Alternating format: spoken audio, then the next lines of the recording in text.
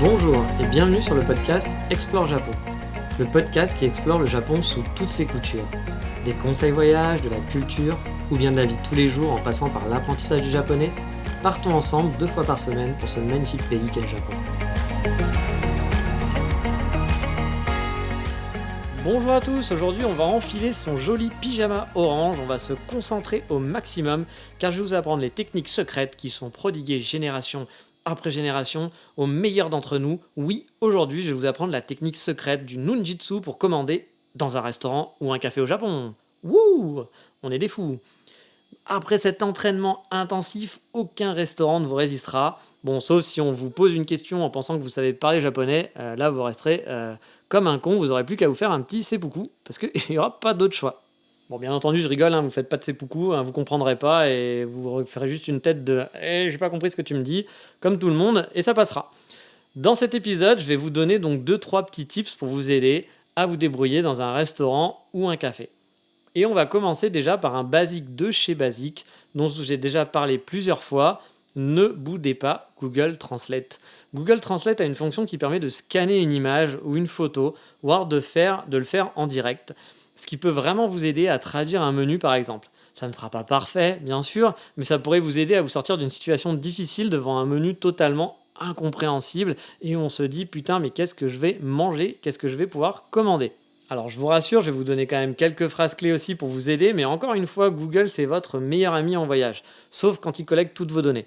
Mais sinon, si vous allez dans un restaurant et que vous ne comprenez rien de rien, n'hésitez pas non plus à aller sur Google Maps, regarder les photos des plats par exemple et montrer le plat au serveur tout simplement. Vous tombez dans un restaurant, vous n'arrivez pas du tout à communiquer avec le serveur, vous allez sur Google Maps, bam bam bam, vous regardez les photos, je sais pas, il y a des sashimi, il y a des yakitori, il y a je ne sais pas quoi, un onigiri, vous lui montrez, vous dites voilà, je veux ça, en lui montrant avec les doigts, et puis bah voilà, ça passera. Bon, c'est sûr que vous aurez peut-être pas le prix, mais logiquement, à part si vous êtes dans un restaurant super luxueux, vous ne devriez pas vous en tirer pour trop cher. C'est vraiment la base, Google Translate, faut pas le mettre de côté. Mais oui, c'est vrai que vous allez me dire, ça peut être quand même une technique risquée, car l'addition peut être salée quand même au final. Dans ce cas-là, pour demander le prix, vous pouvez montrer la photo en disant Sumimasen, kore wa ikura desu ka. Sumimasen, kore wa ikura desu ka. En gros, vous allez demander en pointant votre doigt sur l'image, ça coûte combien. Ensuite, si vous voulez le commander, pointez toujours votre doigt. Vous pouvez choisir avec quel doigt, je vous laisse la liberté dessus, il n'y a pas vraiment d'obligation. C'est la note créative du truc. Mais voilà, vous montrez avec votre doigt et vous allez dire Kore onegai shimasu, qui veut dire en gros ceci s'il vous plaît. Je la refais Kore onegai shimasu. Alors pas d'inquiétude, comme d'habitude, je vais mettre sur le site la page de l'émission explorejapon.com, vous connaissez, je mettrai toutes ces phrases en phonétique, comme ça vous pourrez les apprendre par cœur ou vous les mettre sur un petit papier. Après, de toute façon, vous pouvez aussi vous débrouiller. Enfin, je pense que là, je vous donne des bases pour vous aider, pour vous la péter un petit peu sur place. Mais honnêtement, on arrive toujours à se débrouiller. Il n'y a pas d'inquiétude à avoir. Mais si vous avez quand même un petit peu peur de partir dans du japonais et de sortir des phrases, dites-vous que dans la plupart des izakaya, les petits bars où on va grignoter des conneries, vous avez une forte probabilité de tomber sur des plats basiques qu'on trouve un peu partout. Et donc, je vais vous faire une petite liste de ces plats. Comme ça, vous pourrez les commander, vous connaîtrez le nom à peu près et savoir ce que c'est. Alors, par exemple, on va commencer avec les karage. Donc, karage onegai shimasu. Les karage, c'est des boules de poulet frit. C'est un basique de chez Basique qui fait vraiment bien le job. Oubliez le KFC et mangez des bons karage dans un izakaya ou un autre restaurant. C'est franchement un délice. Vous l'aurez compris, le onegai shimasu qu'on met à la fin, c'est en gros pour dire s'il vous plaît. Donc, karage onegai shimasu. Après, un classique que vous trouvez même chez nous, c'est le potato salada. Potato salada. Onegai shimasu. Bon, vous l'aurez compris, c'est une petite salade de pommes de terre.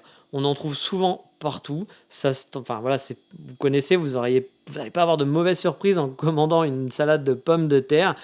Et c'est assez facile à dire. Je pense que normalement, le serveur devrait comprendre, même si vous ne prononcez pas très bien. Donc, je la refais. C'est potato, comme patate, salada, comme salade. Voilà. Comme vous pouvez le voir, dans le japonais, il y a des mots qui ressemblent beaucoup à l'anglais. On va rajouter un O ou un A, donc potato, voilà, et salada. Ça ressemble à de l'anglais, c'est pas hyper compliqué. Et on est au Japon, mais bon, ça fait jamais de mal, hein, c'est le basique de chez Basique, c'est le fried potato onegai shimasu. Ça, vous l'aurez compris, c'est des frites, les fried potato, des patates frites.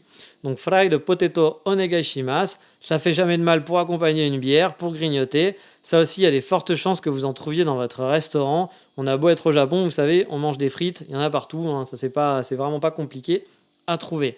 Mais si vous voulez faire vraiment dans le japonais, parce que vous dites non, les frites c'est de la merde, bah pourquoi pas manger du riz. Et dans ce cas-là, riz c'est gohan. Gohan onegai shimasu. Donc là, vous allez demander un bol de riz, tout simplement. Ça ne vous coûtera pas un bras non plus, parce qu'un du riz qui vous coûte un bras, il y aura quand même un problème. Et ça, vous devriez en trouver partout.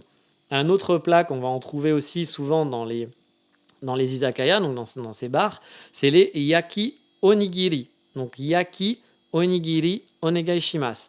Donc là, on va partir sur les onigiri. Si vous ne savez pas ce que c'est, ce sont des boulettes de riz qui sont en forme de triangle. Vous en avez forcément déjà vu. Et les yaki onigiri, ce sont des onigiri qui vont être grillés avec de la sauce soja. Donc c'est un classique, c'est super con, c'est du riz grillé, mais franchement, c'est délicieux. Moi, je raffole des yaki onigiri. Ça permet de bien, en plus, ça bourre un petit peu, hein, mine de rien, c'est du riz, donc ça tient bien au bide. Et du riz grillé avec du soja, c'est super con, mais c'est super bon. Donc, yaki onigiri. Ensuite, le dernier de la liste, ça va être l'edamame. Donc, edamame onegai shimasu. Si vous ne savez pas ce que c'est qu'un edamame, faites une petite recherche sur Google Images.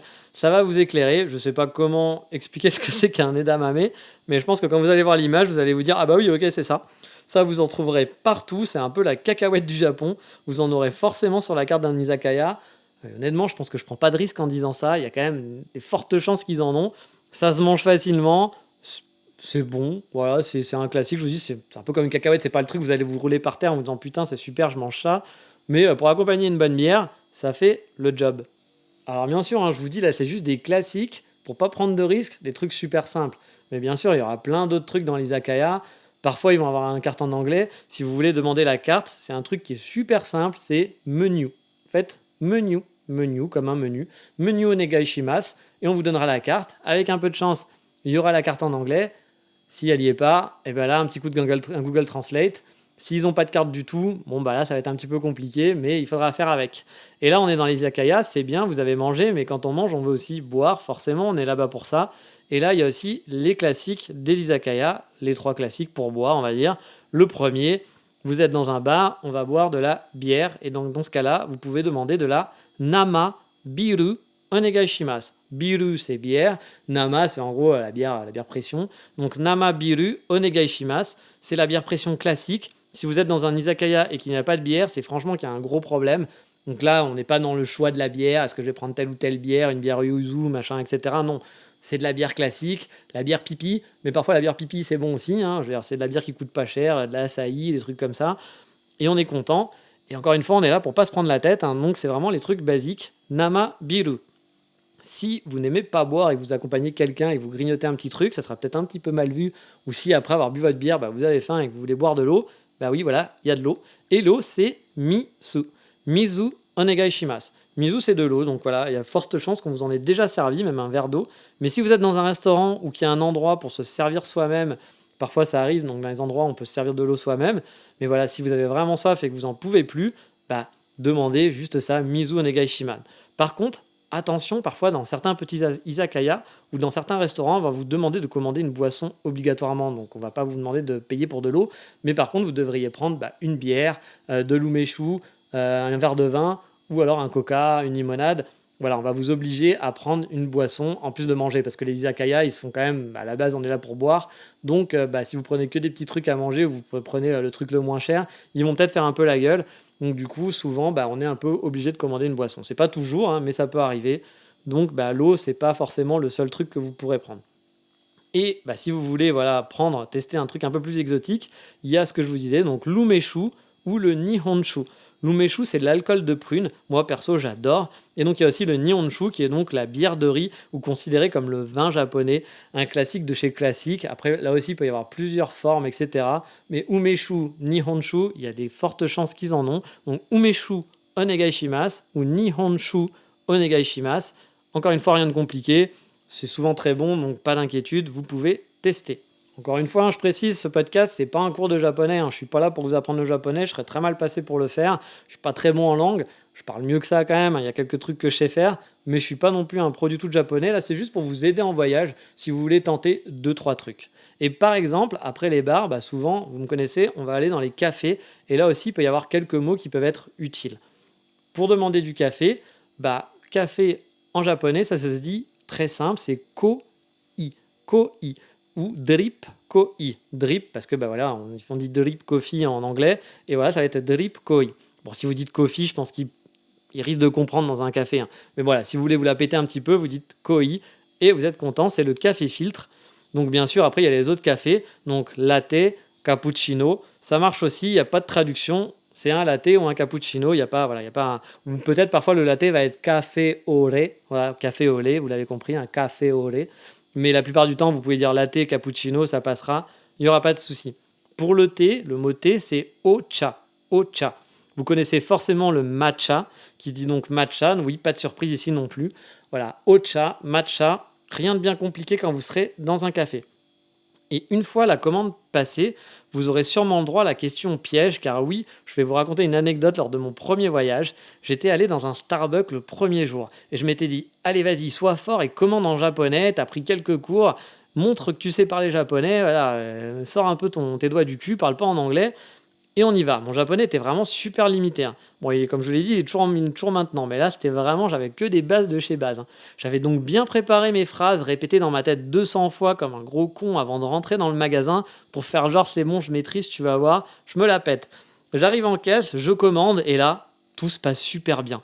Je dis ce que je veux, combien j'en veux, que je veux un gâteau en plus et tout ça en japonais. Je suis super content. Je suis vraiment le mec le plus heureux du monde. Genre, j'ai réussi, j'ai gagné une médaille au JO, quoi. C'est ridicule, mais dans ces cas-là, on est vraiment super content. C'était donc super basique, fier de moi. Je suis là, je suis en place. Et une fraction de seconde après avoir été super fier de moi, la serveuse a cassé tout mon trip en me posant une question en japonais pensant que je savais parler. Et bah, j'ai rien compris du tout. Je me suis trouvé super con. Et là, c'était l'ascenseur émotionnel de l'enfer. Je vous raconte pas la tristesse qui arrive. On vous dit putain, j'ai rien capté. J'avais pas prévu qu'il y ait une question qui arrive derrière en fait. Mais pourtant, j'aurais dû le prévoir. Car en fait, elle me demandait juste simplement si je voulais tout ça sur place ou à emporter. Bah oui, c'était super con, mais j'avais pas prévu qu'elle me poserait cette question.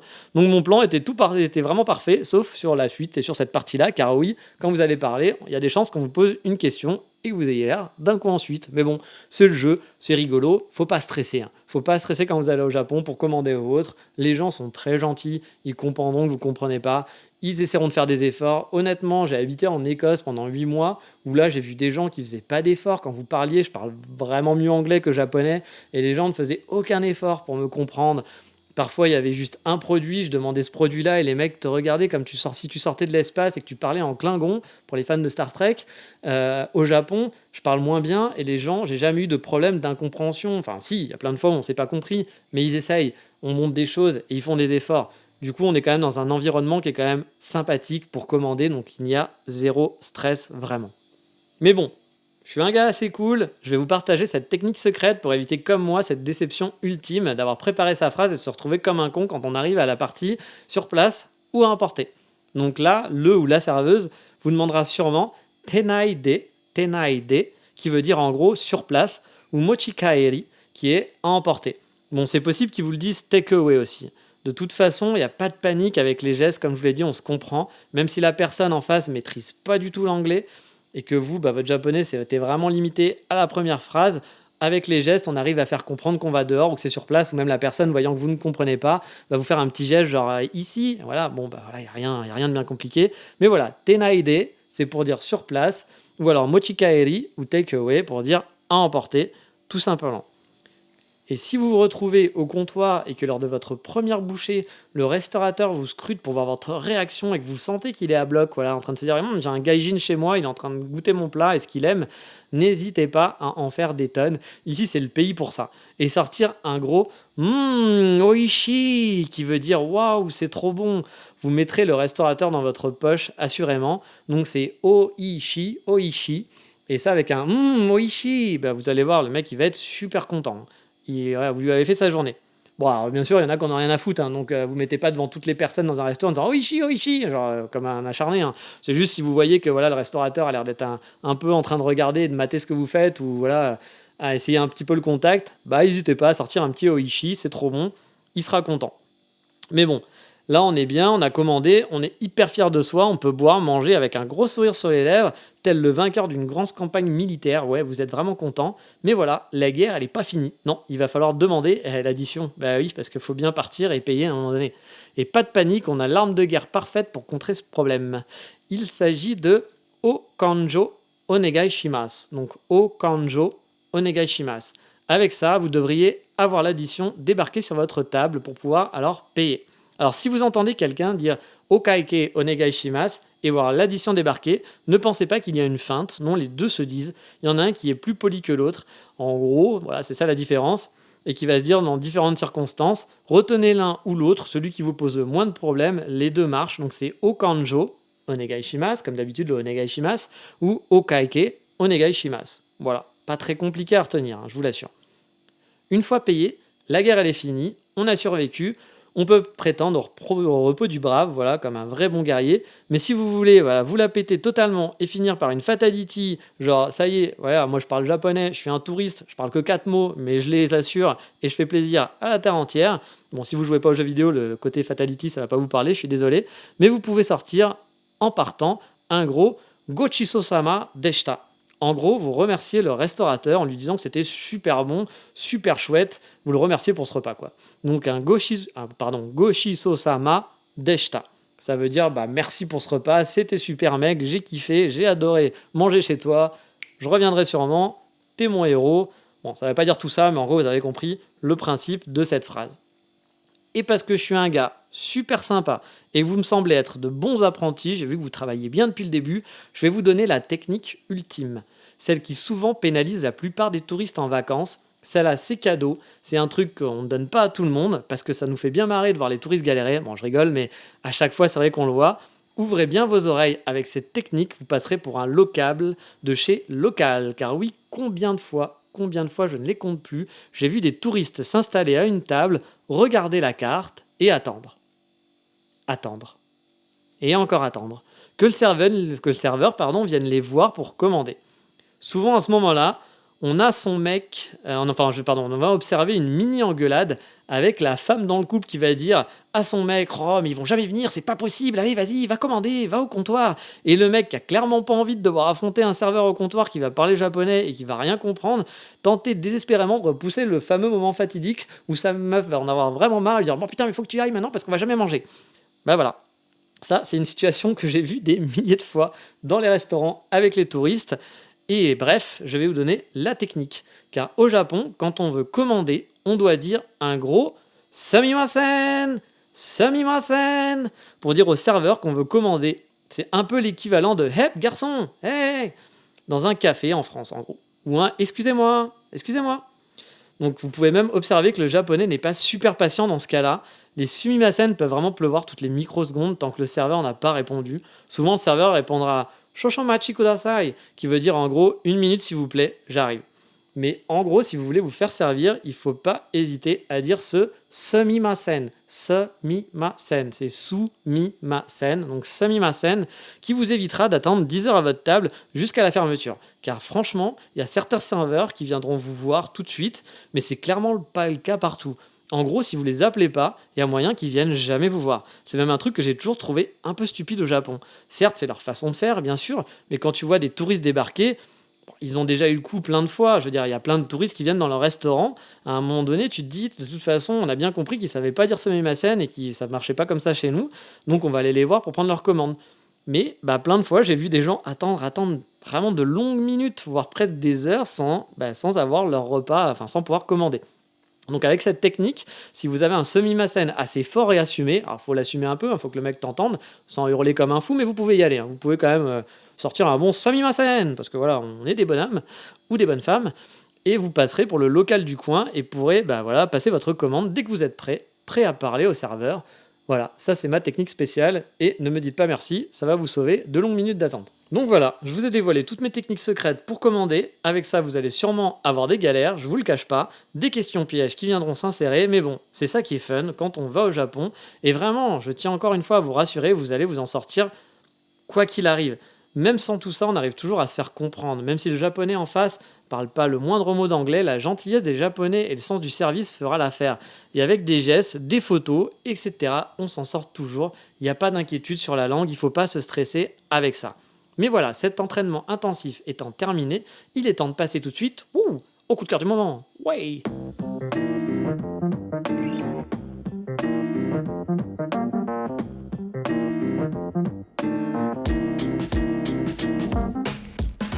Bon, je sais pas pourquoi j'étais si à fond sur le coup de cœur du moment, parce qu'en plus, le coup de cœur du moment, c'est un classique de chez classique au Japon, c'est Uniqlo. Et pas qu'au Japon en fait, parce qu'Uniqlo, bah, ils sont partout dans le monde. Vous savez sûrement, mais Uniqlo, c'est la marque de fringues qui est une marque donc, qui est japonaise. Et ici, on en trouve beaucoup, il y a beaucoup de boutiques. C'est, on va dire, un des gros classiques des marques japonaises avec Muji. Si on ne prend pas les marques de voitures, etc., ou d'électronique, mais Muji et Uniqlo, c'est quand même des gros mastodontes dans le monde. Et Uniqlo, bah, c'est cool parce que c'est pas cher. Et c'est le compagnon idéal pour les achats de base. Ici, j'achète toutes mes chaussettes là-bas. Il y en a de toutes les couleurs. Donc là, les passions couleur moutarde. Moi, j'adore la moutarde. Enfin, pas la moutarde, mais la couleur moutarde. Ou les trucs colorés. Bah, là-bas, je suis hyper content. Car j'apprécie Uniqlo parce qu'il y a un choix de couleurs. Au Japon, il n'est pas difficile de trouver des fringues colorées pour les mecs. Là où en Europe, c'est souvent du noir, du marron, du bleu, du blanc. Et peut-être un petit peu marronasse noir. Mais là-bas, il faut toujours se batailler quand on veut trouver des couleurs. Au Japon, c'est pas le cas. On peut trouver un pantalon couleur moutarde sans problème, ou un pull en cachemire rose, ou rouge, ou bordeaux, ou bleu, ou pourpre, ou parabolique, et vice-versa. Bref, vous avez des couleurs à tous les goûts, et Uniqlo, c'est cool pour ça. Et justement, les pulls en cachemire sont vraiment pas mal. Il y a vraiment de quoi faire une garde-robe pour pas trop cher chez Uniqlo. Bon, vous n'aurez pas un style unique, vous ne serez pas hyper fashion tendance, mais ça permet d'avoir son petit style tout de même pour pas trop cher. Moi, j'ai fait mon stock de chaussettes, de pulls en cachemire là-bas, surtout que pendant les soldes, les pulls en cachemire ne coûtent que 40 €. Bref, Uniqlo, c'est mon ami. Et il y a aussi des t-shirts très respirants pour affronter l'été humide. Et l'été humide et chaud japonais qui, vous savez, m'avait bien fait chier. Bref, c'est mon compagnon indispensable. Mais voilà, c'est fini pour aujourd'hui. Et dans le prochain épisode, je vous parlerai des choses typiquement japonaises que je n'ai jamais fait ici. Car j'ai beau vous donner des conseils sur le Japon, j'avoue, il y a plein de choses que certains touristes ont déjà expérimentées, alors que moi, jamais. Mais ça, c'est pour le prochain épisode. Je vous dis à bientôt. Ciao, mata. Bye bye.